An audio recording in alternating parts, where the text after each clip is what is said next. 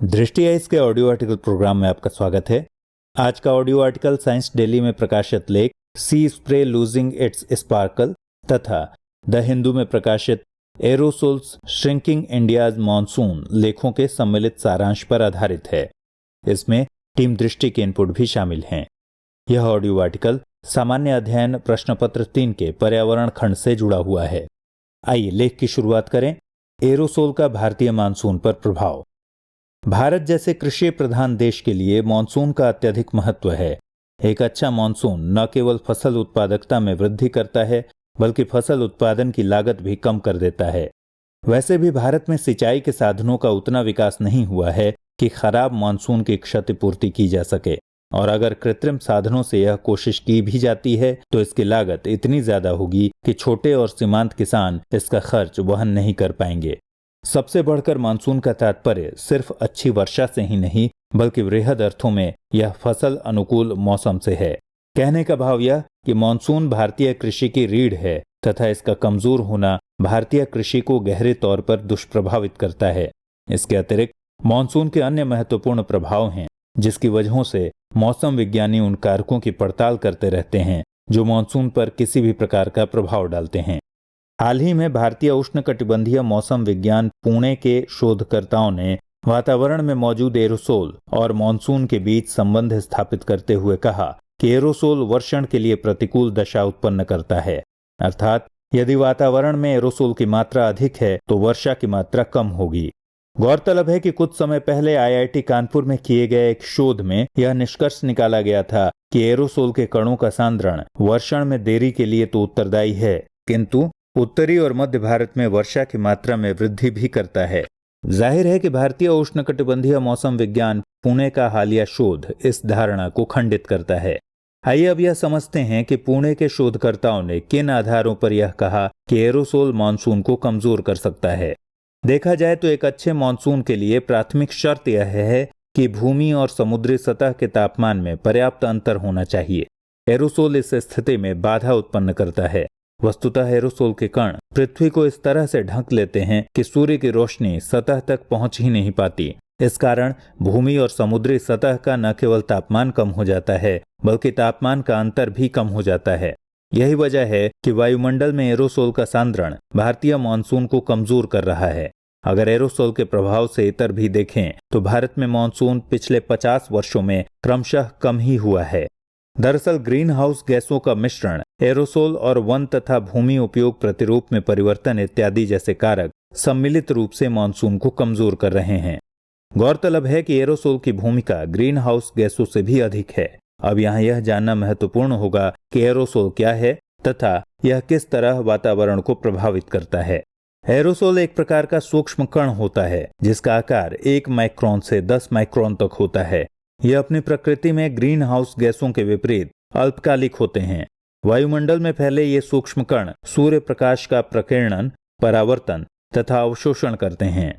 अगर इन कणों के स्रोत की बात करें तो इसका अधिकांश उत्सर्जन या यूं कह लें कि लगभग 90% तक प्राकृतिक कारणों से होता है। ज्वालामुखी इन कणों के उत्सर्जन का एक प्रमुख स्रोत है। इसके अतिरिक्त मानवीय क्रियाकलापें भी इसके उत्सर्जन में योगदान देती हैं। उदाहरण के लिए कूड़ा जलाने, धातुओं के प्रगलन, विद्युत संयंत्र और ऑटोमोबाइल जैसे क्षेत्र सल्फेट, नाइट्रेट, ब्लैक कार्बन तथा ऐसे अन्य एरोसोल कणों की उत्पत्ति के स्रोत हैं। साथ ही निर्वनीकरण, अतिचारण, सूखा या अत्यधिक सिंचाई भी भूमि प्रतिरूप को परिवर्तित कर देते हैं जिससे एरोसोल के वायुमंडल में प्रवेश की दर तीव्र हो जाती है। इसके बाद यदि एरोसोल के प्रभाव की बात करें तो यह पृथ्वी के ऊष्मा बजट और जलवायु को प्रत्यक्ष तथा परोक्ष रूप से प्रभावित करता है। सबसे पहले अगर प्रत्यक्ष प्रभाव की बात करें तो एरोसोल के कण अपनी विशिष्ट संरचना और रंग के कारण सूर्य प्रकाश पर प्रभाव डालते हैं। अधिकांश एरोसोल सूर्य प्रकाश का परावर्तन कर देते हैं किंतु कुछ उनका अवशोषण भी करते हैं। सूर्य प्रकाश के परावर्तन में वृद्धि होने से एल्बिडो में भी वृद्धि हो जाती है जिससे ग्लोबल कूलिंग की संभावना बनती है।